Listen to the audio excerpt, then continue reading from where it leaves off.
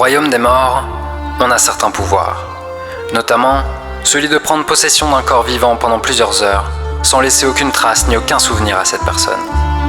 Et évidemment, la plupart des morts en profitent pour faire des choses auxquelles je préfère ne même pas penser.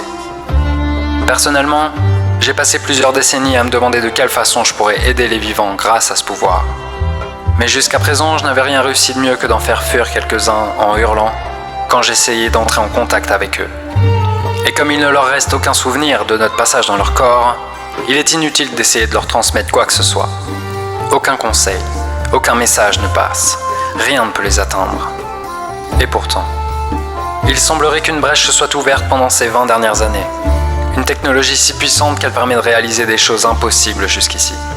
Je n'aurais jamais imaginé qu'une telle sorcellerie puisse exister, mais même naviguer en mer est devenu un jeu d'enfant, grâce à Internet. Internet, un outil pour communiquer en direct depuis n'importe où sur cette planète.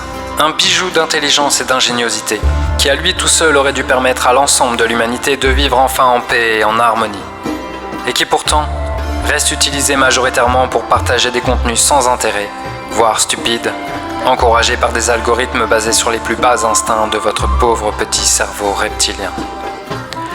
Parfois je me demande comment fait l'humanité pour être encore en vie, malgré la bêtise dont elle fait preuve siècle après siècle. Certes, il y a eu des améliorations dans certains domaines, mais notre obsession pour l'argent et le profit nous a toujours amenés à faire des choses totalement absurdes, dans le simple but d'enrichir quelques personnes et sans se préoccuper des conséquences, jusqu'à menacer l'humanité tout entière d'extinction, de sa propre extinction, à force de détruire les ressources dont elle a besoin pour vivre, comme si demain n'existait pas. Un monde bien organisé serait un véritable enchantement de joie et de plaisir pour tous, si seulement on était capable d'imposer des lois dans l'intérêt général et non dans celui d'une minorité.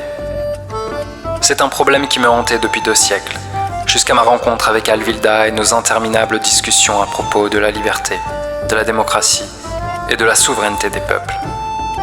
Comment imposer d'autres lois, d'autres règles, si on n'a aucun pouvoir ni aucune légitimité pour changer les lois en place?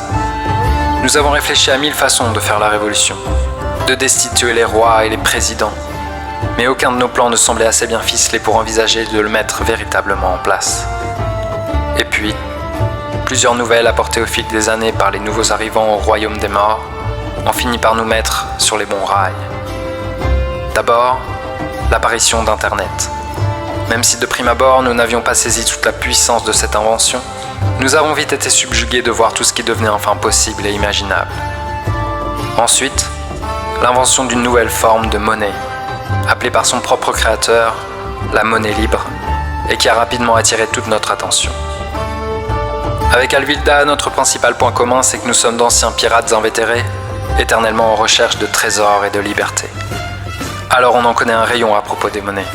Et en ce qui concerne la monnaie libre, on a tous les deux été très vite d'accord pour dire que c'était une invention absolument fantastique.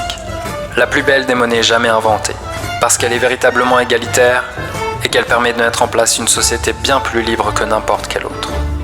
Avec ce système monétaire, la monnaie n'est plus un outil de soumission, mais de libération, parce qu'elle redevient un simple outil d'échange et de mesure.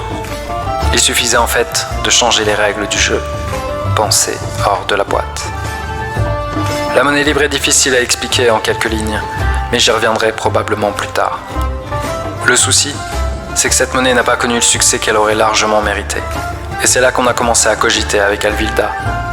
Ah, ma chère Alvilda, je n'ai jamais aimé une morte aussi intensément. Ni aucune vivante non plus d'ailleurs. L'harmonie qui s'installe entre elle et moi quand on aborde ces sujets me sidère encore aujourd'hui. Je me souviens de la nuit qu'on a passée à élaborer le début de notre plan. Tout semblait si logique, si évident, si parfait. La monnaie libre était une invention fantastique, mais ce n'était que la première version d'une nouvelle forme de monnaie, avec ses qualités et ses défauts.